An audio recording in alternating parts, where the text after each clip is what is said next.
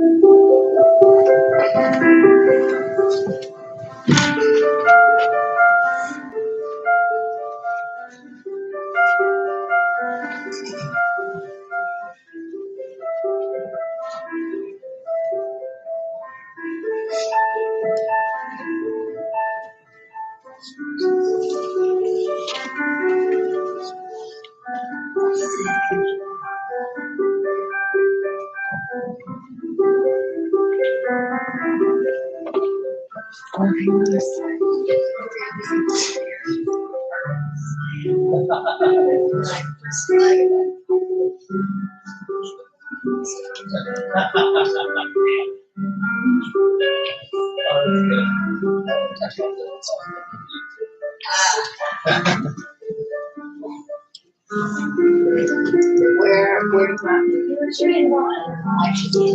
Yes. okay, well, the person who came before this, no.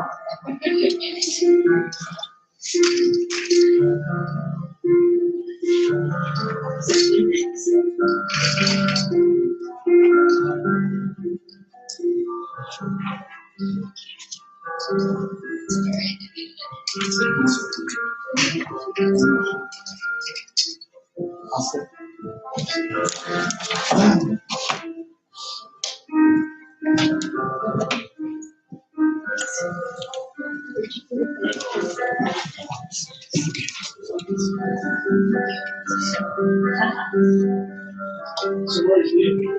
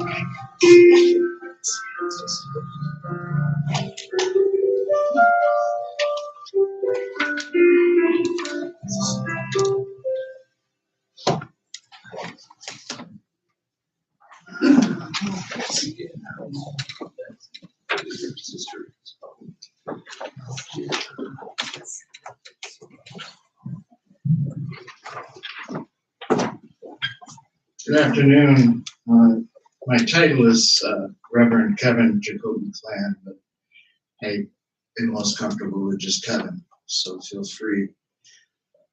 I like what Susan said to me when I first spoke on the phone with her, that this is a homecoming for Raymond and Eunice. They met here in Ann Arbor, fell in love, and will rest at Forest Hill Cemetery, not far from when they first laid eyes on each other. That really resonated with me, and when you lose someone in your family to death, it is, in a sense, a homecoming. So our program that was just given to you, we're going to have remembrances in the order in which it states, and we're going to start with Richard. Hey, Rich, Oh, I'm sorry, we're still waiting? yes. I thought when he came in, it was. Yeah. Well, he who's late has to back in the chapel. So. You have to do it all over again. It's not you. So. Sorry. Let's test things out. That's all right. We Do we have a rendition? All right. Where we are.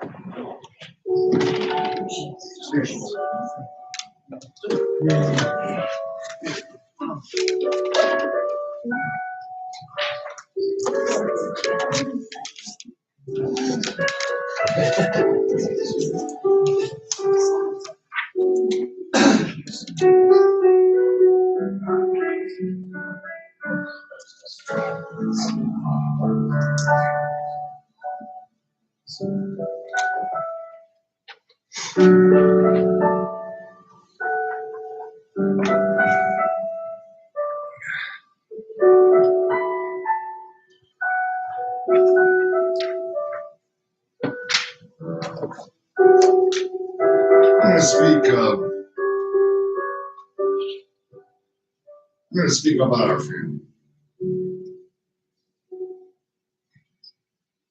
And I'm going to start it off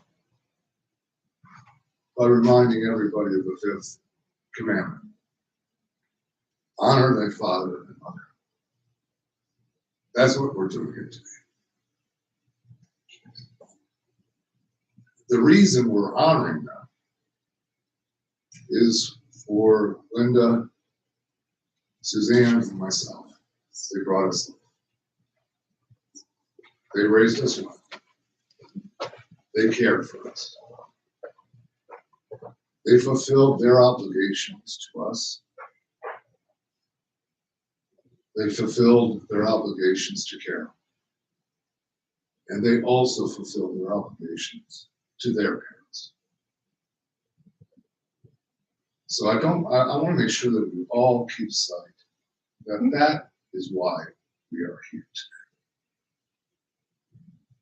We'll have a chance to reflect on the good parts of our relationship with our parents and brothers and sisters-in-law, uncles, aunt,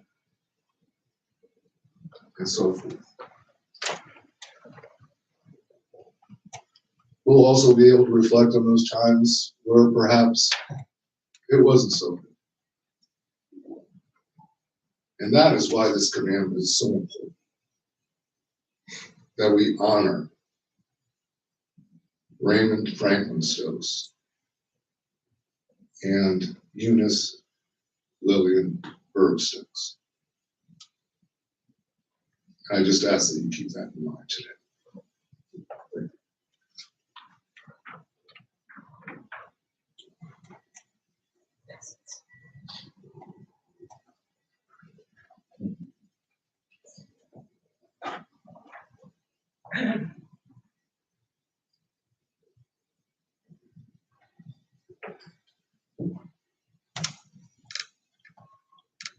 Thinking about Dad, trying to think of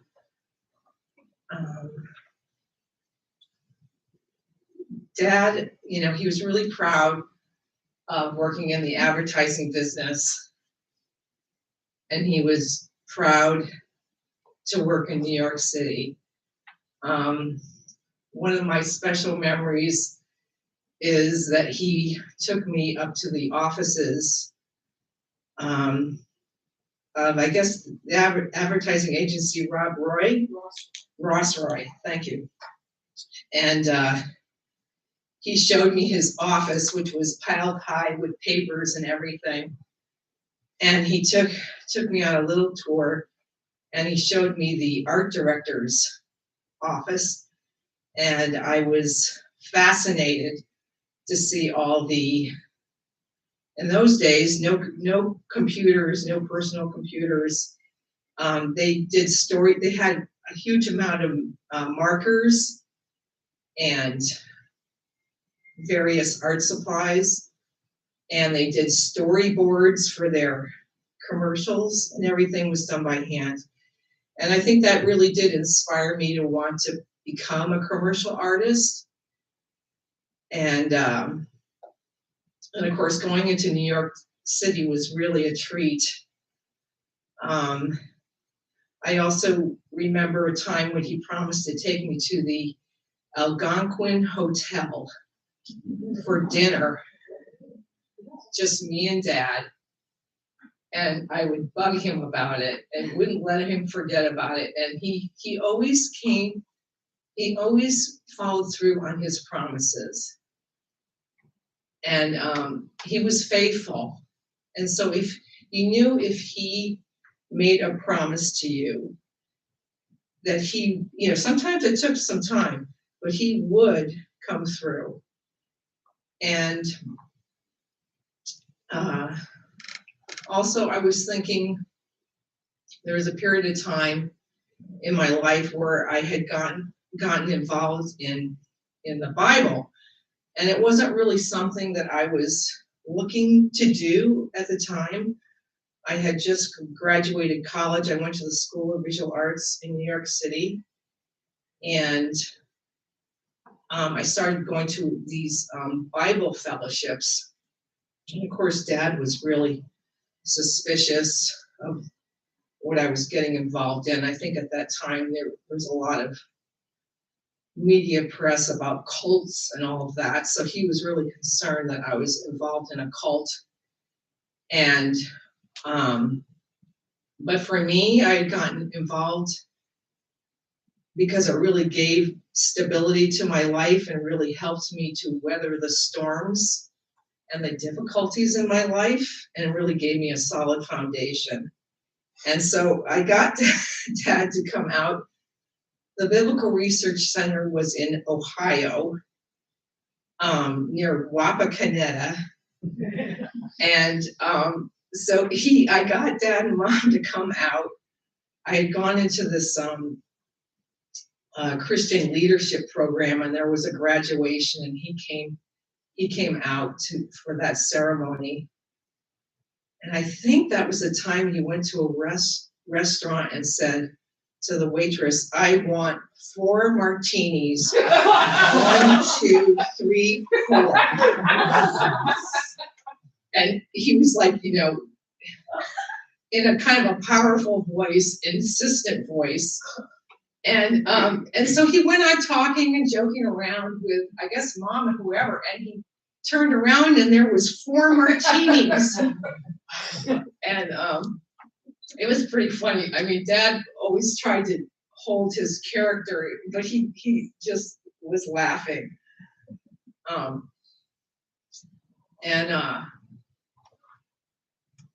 I guess the other thing I wanted to bring up was, I can remember this plain as day, but I think periodically he would ask, you know, "Oh, so how's that group that you're involved in? You know, what's going on? And what's going on with, you know, Dr. Werewolf and all this stuff?" And I would tell him, and then he told me, he said, "Well, you know, the most important verse is," and I said, "No, what is it?"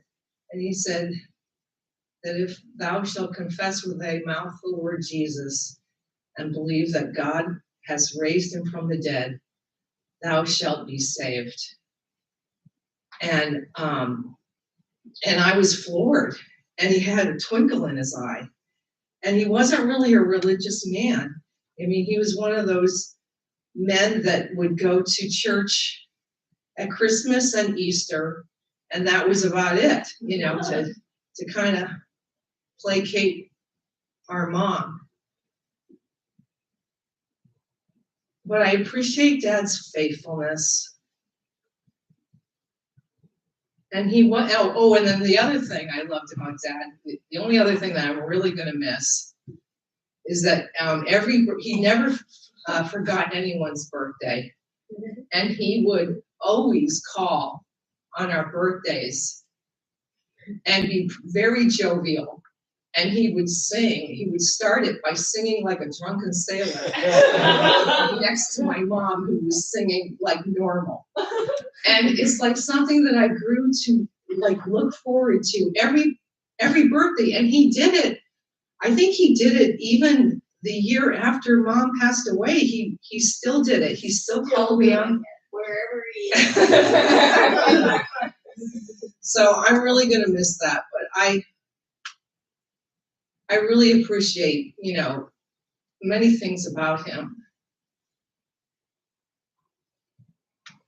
and I'm gonna miss him.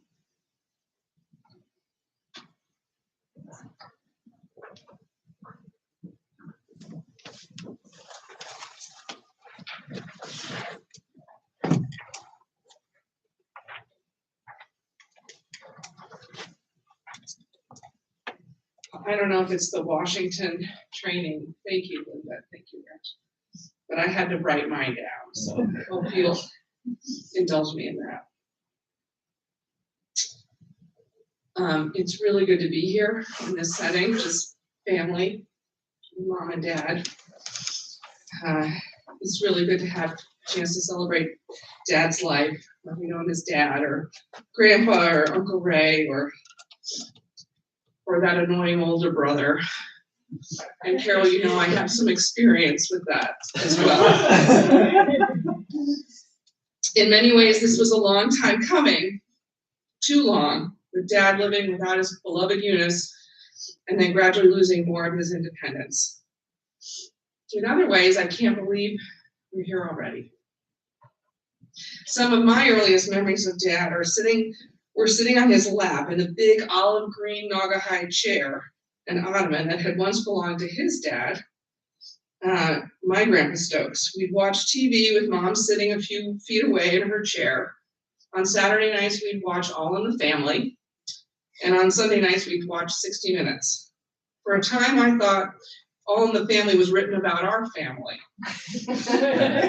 It starred a loud, opinionated patriarch with a kind and placating wife named Edith. I mean, come on, Edith and Eunice are almost the same name. My other early memory, which continued for a long time, was watching Michigan football on TV with the legendary Keith Jackson calling the games. There was no sitting on his lap at these times, though, because he'd be too busy jumping up out of his chair, clapping for a big gain on offense, or more likely cursing the officials. I also remember countless trips to the Westport train station, either dropping him off or picking him up from the Metro North commuter train. He had a long commute, and sometimes it took a lot out of him, but he, as Linda mentioned, he loved working in Manhattan, loved the energy of the place and all the different people in the hustle and bustle. He had his morning trip to the train planned out to the 2nd, typically leaving at the house at 7:21 a.m. to make the 7:26 train, grabbing a New York Times en route. At night, he took the 6:07 home, arriving at 7:05 with the New York Post under his arm. And a couple times a year, I had the privilege of going to work with him riding the train, as Linda described. He worked at Ross Roy, which later became Ross Roy Compton, on accounts like Bacardi Rum, General Electric Plastics, and Active Ed Cold Medicine. But advertising is a very tough business, and his career had its ups and downs. When he was about my age, that I am now, he was forced to make a career change. There was a period of unemployment, but he fought hard to reinvent himself. And he landed in a good place where he could apply his experience to ad sales. That was when I was a junior in college. The previous summer, I had a chance to go in the city to meet him for one of our meetups. I was his +1 at a social event for work. I didn't know it at the time, but his job was already on shaky ground at that point. But I remember very clearly I had several people approach me at that event to tell me how much they appreciated Dad, what a decent person he was. And that was the term that kept coming up over and over again. It always stuck with me because the inference, of course, is that this was a business where decency was hard to come by. And Dad was one of the few who treated people with decency. I think Dad showed a lot of resilience and courage at that point in his life. In fact, I witnessed his courage in several junctures. About 5 years before that, he was a steady and supportive presence to Mom, as she worked hard and successfully to achieve and maintain sobriety. And in 1988, the year that I graduated college, and his second grandchild was born, he helped my mom face a terrifying diagnosis, a large aneurysm in the middle of her brain. He persevered and helped her through it. He was both tender and resolute. and she recovered and lived for 31 more years. I know her courage inspired him, but he also bolstered her with his solidness and his courage. Getting through these trials, I think, helped him to appreciate what's most important in life, his family. He was not a perfect father. He struggled with a short fuse, and he was so fiercely protective of those he loved that it sometimes came out in ways that were kind of difficult to deal with. But he felt things very deeply, and he loved his family passionately. He could also be a lot of fun, especially when interacting with his grandchildren.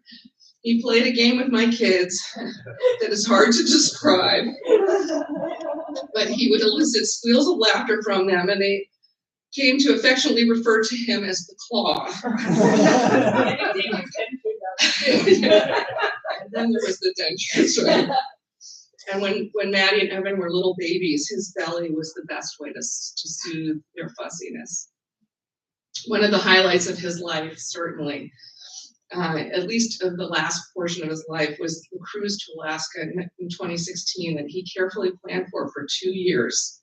It gave him such joy and pride to see his entire family gathered in one place, enjoying a first-class experience, exploring some of the world's most beautiful landscapes and seascapes. And it's an experience I'll always treasure.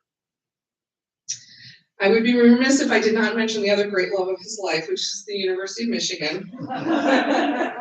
He spent the happiest period of his life here in Ann Arbor, living first in East Quad, where Maddie later lived, and then in the Lambda Chi Alpha house, and football Saturdays in the big house. It's where he met and fell in love with Eunice Lillian Berg. This was his touchstone, the place he would return to again and again to reunite with family and fraternity brothers. It's no wonder that I eventually found my way here too. There's actually this new scientific discipline called epigenetics, which is the study of how external factors can change the way that genes are expressed. And I think he's had such a strong will, he actually edited the family gene pool so that I would end up here and then later Maddie. We knew Dad had a strong will. The most important thing that happened to Dad in Ann Arbor was, of course, meeting Eunice. The story goes that he was pressured into asking Mom, Eunice, out on a blind date by his father, Harold, who had become an acquaintance of Eunice's sister, Alice.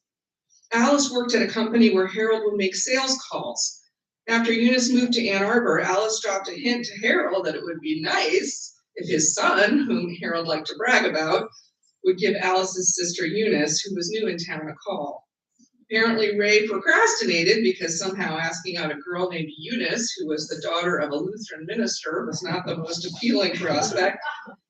But eventually Harold's nagging one out, and he called Eunice up, and they arranged to meet on a Friday night around 11 o'clock when she finished her work shift at the hospital, the university hospital. But Ray wasn't going to waste the rest of a perfectly good Friday night waiting around for an obligatory blind date. So he arranged to ask out another girl for the evening. He had it all planned out so that he could drop off this girl, we'll call her Peggy, at Stockwell Hall at the corner of Observatory and Getty's, and then saunter down the street to the other end of Observatory to the hospital entrance where he'd pick up Eunice. The only problem was that he and Peggy were late getting her back to the dorm, and she'd missed curfew. It took a little doing, but he finally extracted himself from Peggy, and it was well after 11 p.m., and a frustrated Eunice was looking at her watch, beginning to be convinced that she'd been stood up. Her first glimpse of Ray was of a guy running down Observatory, huffing and puffing all the way. He made it just seconds before she was ready to give up and go home. But they met, and he took her to the Gingham Inn in Ypsilanti, which was an all-night diner. And the rest is history. Yes, Dad adored Ann Arbor. I'm so grateful that we can bring him and Mom home here as their final resting place. And I'm so grateful for you all making the trip to see that it's done. Incredibly, the burial plots that we were able to secure for them happen to be positioned so that they face Observatory Street. They actually point toward the exact spot where Ray and Eunice first laid eyes on each other. I'm not sure whether to call that coincidence or fate, but it sure feels like it was meant to be. And I'll say one more other thing about their new neighborhood. They're actually going to be in the same neighborhood as the legendary Bo Schembechler, who's here in a short distance from where you and Mom will be. So Dad and Mom, welcome home. I love you.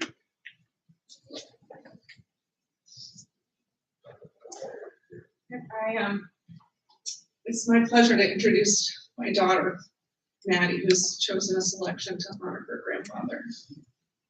I don't know how I'm gonna follow up those three who are me. Before I sing, I just want to give a brief introduction to this piece. I remember when I was growing up, my grandfather was a pretty fanatical Michigan fan, as many of you know, and I never quite understood it. In fact, it kind of deterred me from applying because I felt like, how could you have so much love from something that is so far from you, both in terms of years and distance. But then when I came here as a student, I realized that that's just the kind of person that he was. No matter how far away you were from him or how long he'd known you, he had such a massive, passionate love for everyone in his life, particularly for my grandmother, Eunice. And so this song, College Days, is about returning home after a long period away from your beloved Michigan. And I felt it was the most appropriate song to sing. And I'd like to thank the Women's Glee Club for giving me access to this music and teaching me this song. Thank you.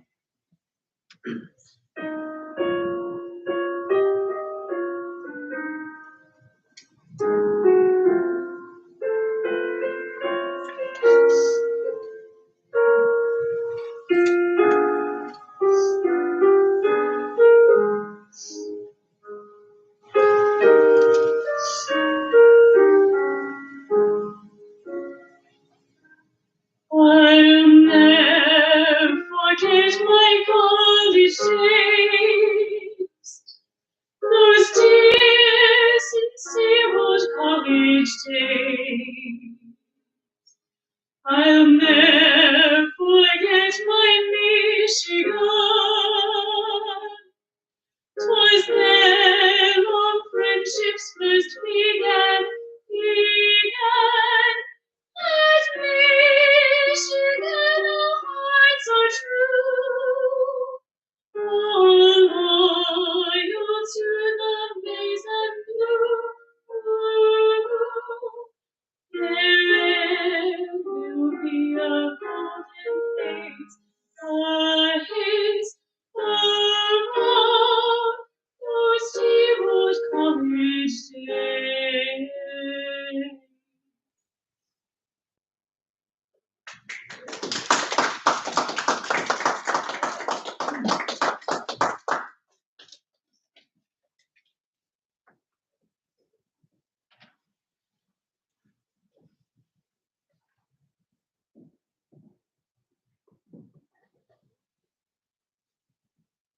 At this time, we're going to invite anybody that would like to share with us. Come to the podium, or we can pass the microphone around. Doesn't matter. You're all amongst family. So.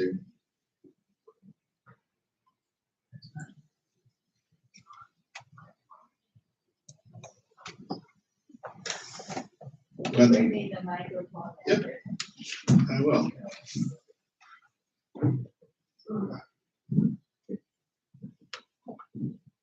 Hi, everybody. It's so nice to see you all. I'm sorry for the occasion, but it's all right. I really am so amused by all of your reflections on Ray, and I keep thinking, oh my God, I forgot all about that. I can't believe he did those things. But you know, as the little sister, I was 4.5 years younger than he was. So our worlds did not frequently come together. But they did come together in the summertime because he and I went to a camp in Raymond, Michigan. Every summer, all summer long, my folks must have saved every penny they had just to be able to send us away for 8 to 10 weeks. But we just loved it. And you know, the fact that we were 4.5 years apart meant, you know, he was kind of in the house. He was kind of in my life, but he really wasn't in my life. We were too old to share friends and things like that. But those of you who were exposed to his sense of humor, I suffered. Now, I won't sing it here, but I may have a drink or two and sing it later. But he composed a song about me. And he used, okay, I'm not going to say it. Right up, yeah, I'm going to go right up that far. But anyways, we used to go into Raymond, Michigan, which is a little hamlet at that time. And the whole camp would get together in this truck. And we would, you know, drive into the Protestant churches and the Catholic church and so on. And we always sang at camp songs. Those of you who ever went to camp know about camp songs. So we had those. And then Ray, in his inimitable way, composed some songs for me. And he taught all the boys in his cabin. Taught all the boys in his cabin how to sing it. And then he'd have them sing it as we were all in this truck going to church every Sunday morning. And you know, I have to say, it is the thing that I remember the most about him, because I could have died. Absolutely died. And years later, whenever I would see him, it would remind me of that, the worst time in my life. And I'd say, Rick, do you remember? You think I love you? You think I'm glad to see you? Do you remember the song that you made up for all the boys in the cabin to sing to me? And he'd look at me like, I don't know. And I go, let me sing you the first part. Won't you tell me, dear, the size of your brassiere? That was how it started.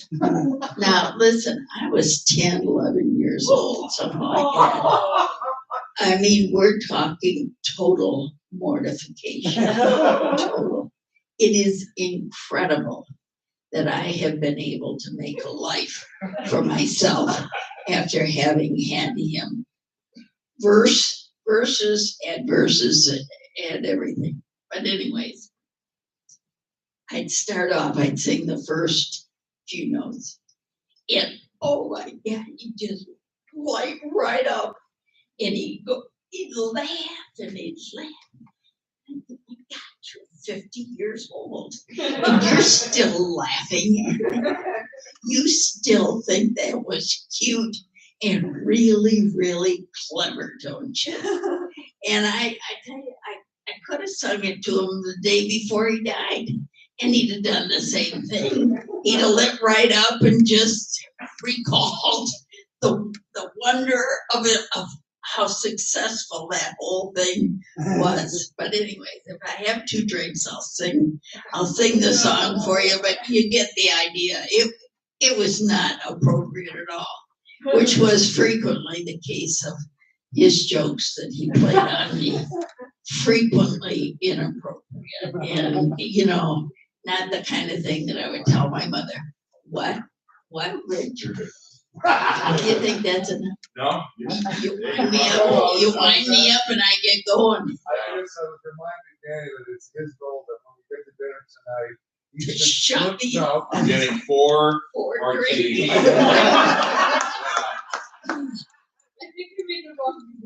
But, That's number one. the interest, go ahead. Versus what I did to Susie, I'm a kindergarten. Oh. Yeah. I Versus was my with father. Ray and Eunice. We met down in Ohio, just close to where your place was. Where are you? Oh, there you are. Close to where you were staying in Wapakoneta. And your story was exactly true. The only thing is, he ordered 6 martinis. 1, 2. I mean, you did the whole thing. That was just what he did. 1, 2, 3. And I was mortified. I thought, you are an idiot. You were an idiot then. You're still an idiot for crying. That's the truth. All right, I'll Okay, hard to follow that up. Well, inquiring minds want to know. Yeah. I'm gonna go get 2 drinks for her. So very hard to follow that, but I'll give it a whirl. I guess my comments will be rooted in speaking of Ray and Eunice collectively, because for geographical reasons, we as our families were displaced for as long as I can remember, and up till now, we're all from different geographical parts of the country. So I don't have great one-on-one stories of time I've spent with either one of them individually, but I did notice over the years when we did make long trips from Michigan to go see Ray, or he would come to Michigan later when he had Susie coming to U of M and his grandkids were coming to U of M, and Ray had the chance to kind of reconnect with that Michigan man that he was so proud of being, and loving the football team and the campus and everything. My observations of Ray and Eunice collectively were, I didn't know quite what to make of Uncle Ray, because I knew he was a Michigan fan that wouldn't really take well to being kidded about his allegiance to the school. Some Michigan fans, in living here in Michigan my whole life, there was a group of Michigan fans that you can, have some nice, comfortable back and forth with about football and whatnot. I never got the sense that Ray Stokes was that person. So I think I figured out early on, poking the bear was not going to be a good way for me to get close to my Uncle Ray. So, I never got into that kind of conversation with him. But I did notice about Eunice, I could never, I was always astounded at how she had such natural inherent energy all the time. I don't know if it was just because, I was seeing her at a, big, kind of overblown family function that Ray and Harold and Ruth Stokes had put together, or whatever the occasion was. I always knew in her presence that there was this, kind of force of energy that was very positive, very, very, sometimes pretty hard to keep up with, truthfully. So I'm very thankful for his Michigan connection, because he was able to bring Susie and his grandchildren, or it was able to keep him a part of the Michigan contingent that he loved being here.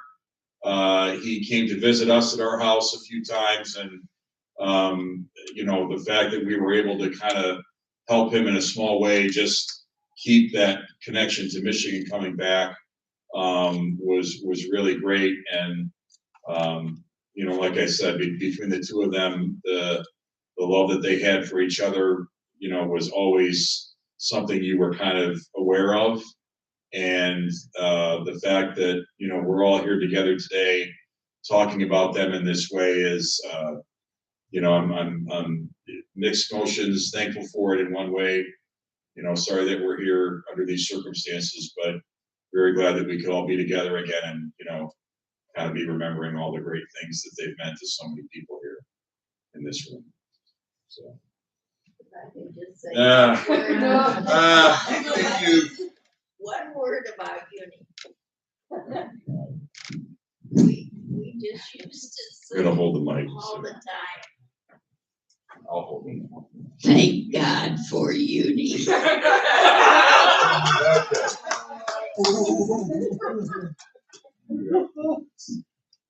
weren't the only one, Carol.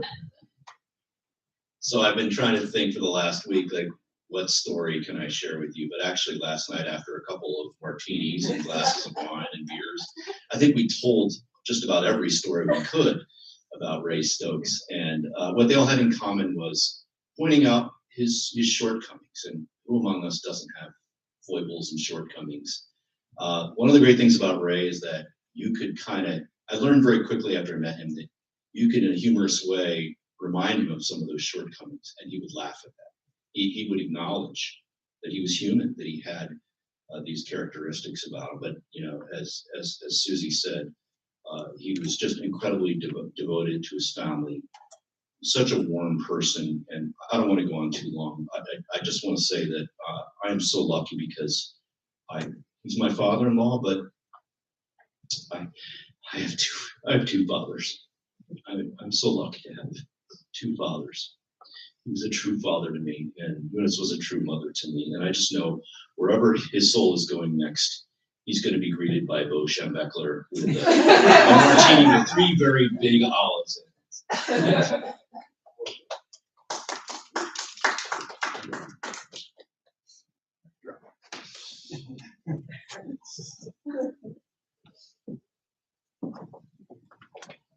All right, let me get ready.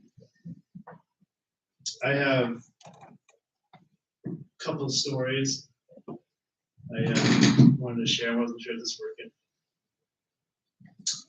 The first story I want to talk about was Grandpa had come to me and said, and this is at the time when I was going to college, University of Oregon in Eugene, and he had said, Matt, if you get some good grades, I'm going to treat you. I'm going to take you out to a football game, come to the University of Michigan. We're having a great time. Because the following year, there's going to be a U of O versus U of M game. And I was motivated. I wanted to have that trip. Nice paid trip, that sounds great. Went out, it was great. See the campus, see the amazing stadium. Just the roar of the crowd. Grandpa was so excited. He was so happy that we were able to have that trip, go out there. It was just me and him. And he was really proud of being able to show off the University of Michigan, as he was so passionate about. And it was so hilarious when the University of Michigan just tanked the game. And University of Oregon kept on scoring. Repeatedly. And I had no shame. I would stand up as tall as I could and be shouting my cheers for the University of Oregon for each touchdown. But by about the fourth or fifth touchdown, Grandpa reached up with his arm. He grabbed me and he just yanked me down. He goes, "That's enough." And that was actually what I remember most about that trip, was just the joy of watching that game with him. And that was something I'll probably never forget. The second story I have is a little bit more recent. Last year during the pandemic, I had a work trip going out east. And I thought, I should try to go see him as best I can. I had just had my first daughter, Blair. She was born in January 2020. Had a great time, just in time for the pandemic. Also, our house had flooded, so I had 2 crises to manage. But it was really important to me that Grandpa saw her. And not just in pictures, but it was able to interact and see his Great-granddaughter. Great-granddaughter.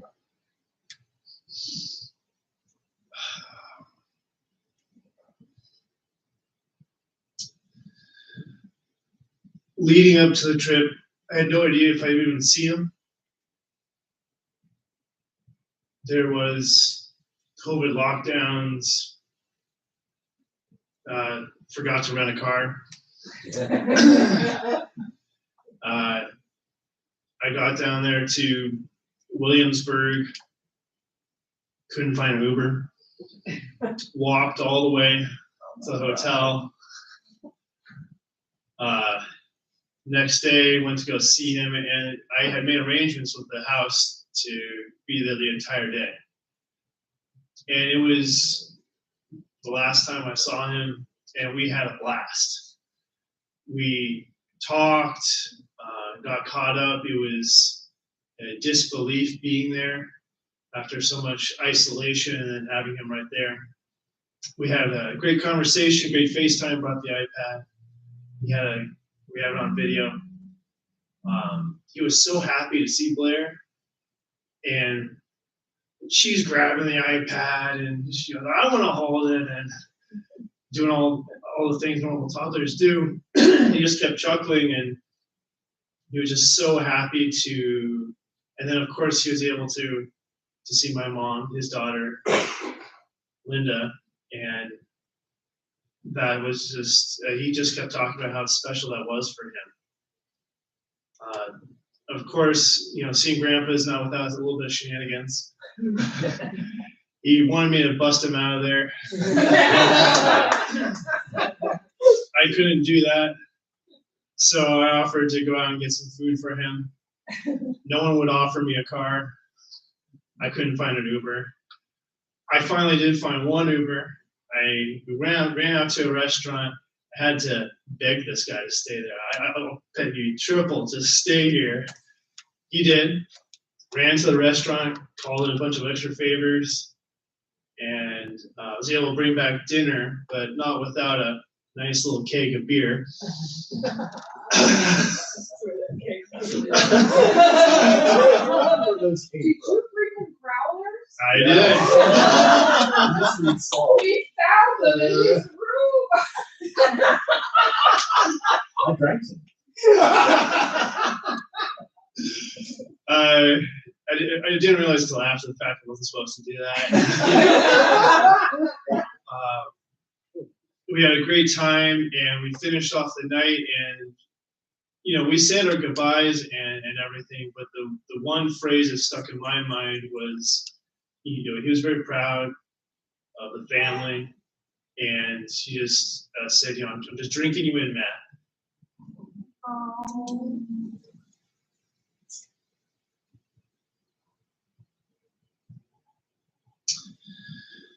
Oh. There's a few other stories, but I'll share those, save those for later. Thank you.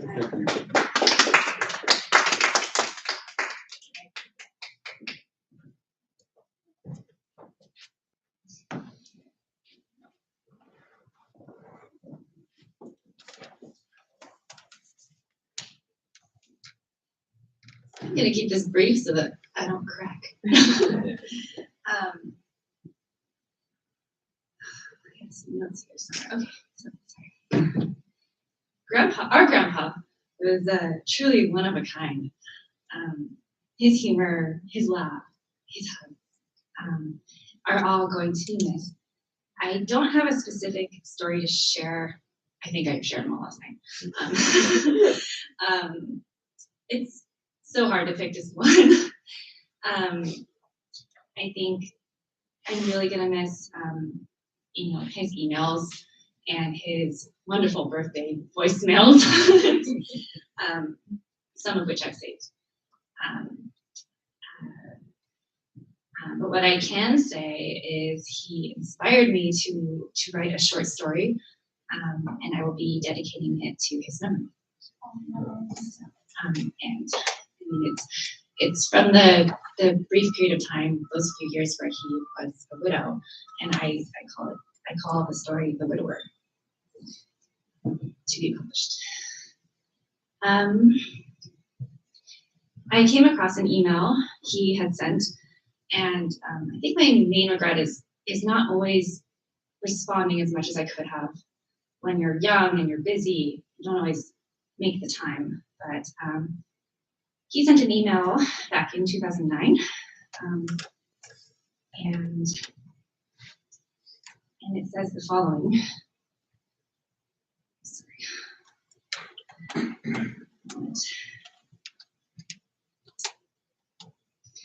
A 92-year-old, quietly confident and proud man who was fully dressed each morning by 8 o'clock, with his hair fashionably combed and shaved perfectly, even though he is legally blind, moved to a nursing home today. His wife of 70 years recently passed away, making the move necessary. After many hours of waiting patiently in the lobby of the nursing home, he smiled pleasantly when told his room was ready. As he maneuvered his walker to the elevator, I provided a visual description of his tiny room, including the eyelid sheets. I love it, he stated with the enthusiasm of an 8-year-old having just been presented with a new puppy. Mr. Jones, you haven't seen the room yet, just wait. That doesn't have anything to do with it, he replied. Happiness is something you decide on ahead of time. Whether I like my room or not doesn't depend on how the furniture is arranged. It's how I arrange my mind. I already decided to love it. It's a decision I make every morning when I wake up.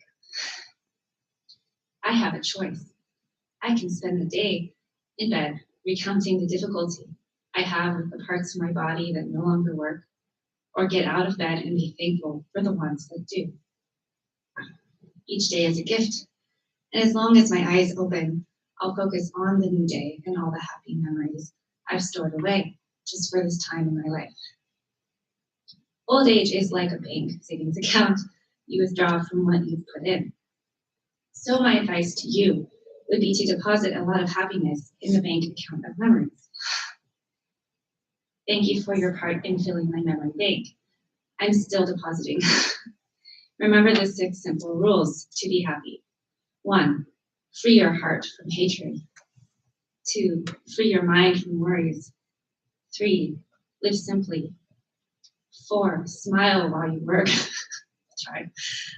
5, give more. 6, accept less. Have a nice day, unless you already have other plans. Yeah. In closing, I just wanted to point out that I always really admired this quality. I know Grandpa was flawed, but one of his qualities I like the most is that he was such a confident person, and I really don't think he cared what anyone thought. So I think that's something I've always wanted to aspire to, and I'm so in marvel of him, and will miss both my grandmother and my grandfather that we all share.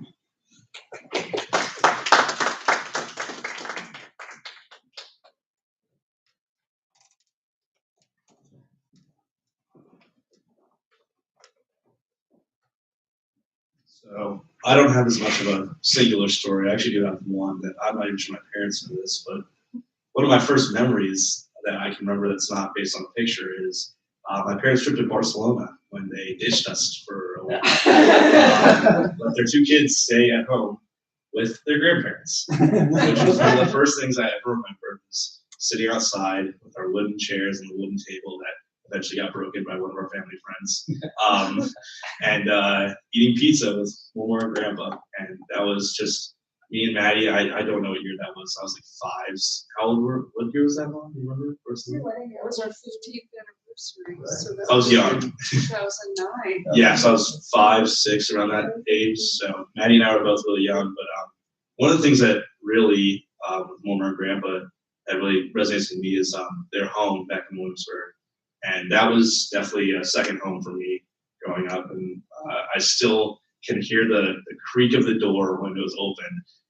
I don't even know how you can recreate the sound, but that was always a special time. I knew when we pulled into the gravel driveway, heard the door open, see Grandpa coming out, Mama and Grandpa together, that it was going to be a good weekend. And always the first thing I would do, come in, hug them, and then find the cookies, because Mama would have a big thing of cookies for both Maddie and I. And she always made sure there was some non-chocolate ones for me. But I think the thing that always stands out to me with Grandpa and Mama and Grandpa together is I think I just learned how to be passionate because of them.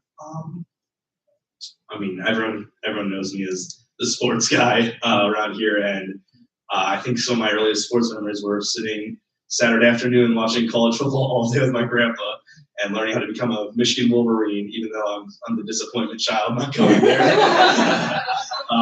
You're right. Yeah, couldn't keep the legacy, but and I learned how to be competitive from them. I've never seen 2 people change tones quite as much as Mama and Grandpa when it came to cards. They'd go from the most loving people in the world to laughing in a child's face whenever they put down the queen of spades right in front of you to make you lose a hearts game when you're 10 years old. But I really learned how to enjoy life with them, and there's few things I love as much as that home back in Williamsburg, and the memories of Saturdays and Sundays with them, and always feeling welcome, always feeling happy. Maddie and I in our bedroom in the corner with our fuzzy beach blankets that would always be there. Always look forward to that. There's just so many great memories I have with that house, and I just want to close this with saying that there's never a great time to pass away, but I think it's a good year that he got to see Michigan football beat Ohio State this year. If he was there, his grandchildren got to be in attendance and go on the field of the big house to watch Michigan win, and hopefully it'll happen again this year. Amen.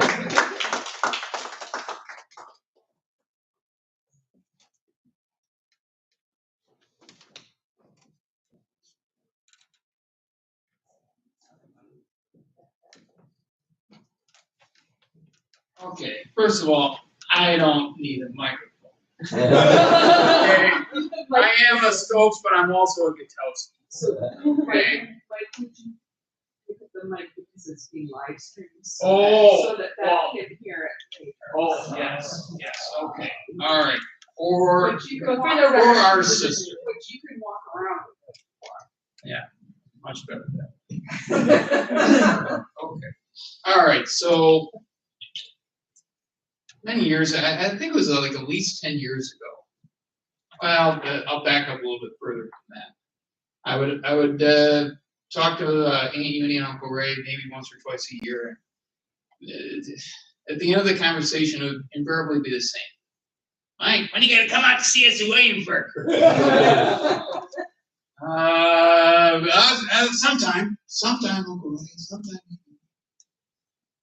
You know, so every year. When are you gonna come out and see us? When are you gonna come out and see us? Finally, I thought, oh, I've got to do this. I've just got to make plans. Got to make this happen.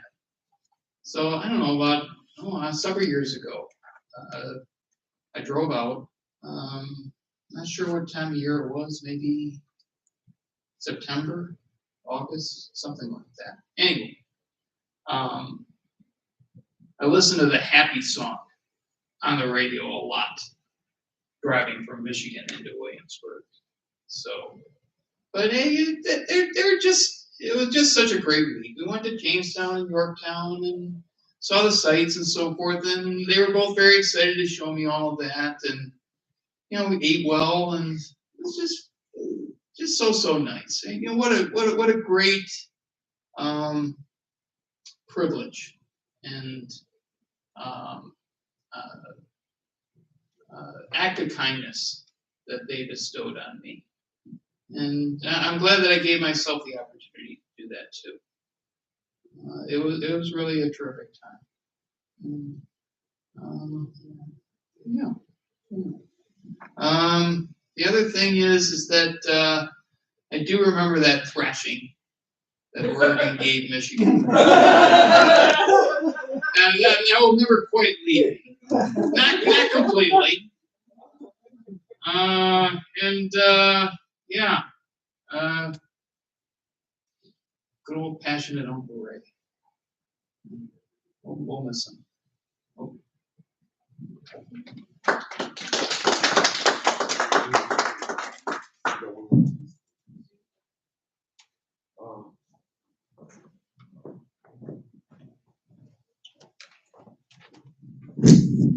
I'm not speaking on my own behalf, but I really believe Dad would want to say these words. And specifically, he would say these words to Suzanne. For those of you that don't know, for background, Susie ran his life ever since the first day he went into the nursing home. She spent countless hours driving back and forth, sometimes on a weekly basis, to make that happen. She ran his life. And that's not to say that Linda and I didn't do our part. But whatever we did, she did 10 times over. So I think Dad would want to say, thank you.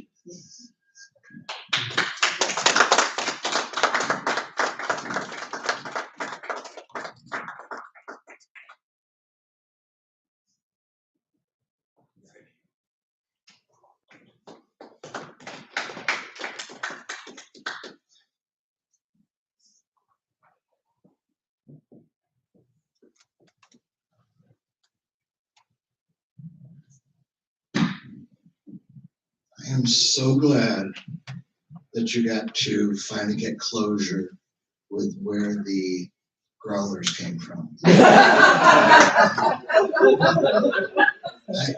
something that would haunt you for the rest of your life. So I'm very, very glad. The other thing I took away from this funeral is I was always taught 2 martinis are just enough. 3 is one too many, let alone 4, 5, or 6. It's certainly been my honor to be here. We're going to make our way over to lay your parents, brother and sister-in-law and grandparents to rest over at Forest Hill. And once again, this was a homecoming. Let's take them to their rest. Thank you.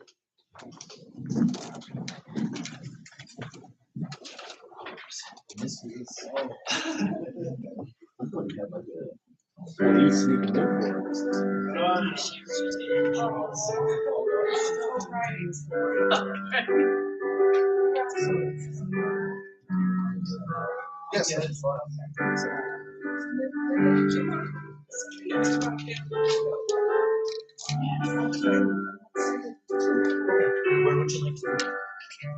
So here we can take the photo and then I'll carry from Cassie. Okay. So, but wherever you want, I can't imagine you want to get further.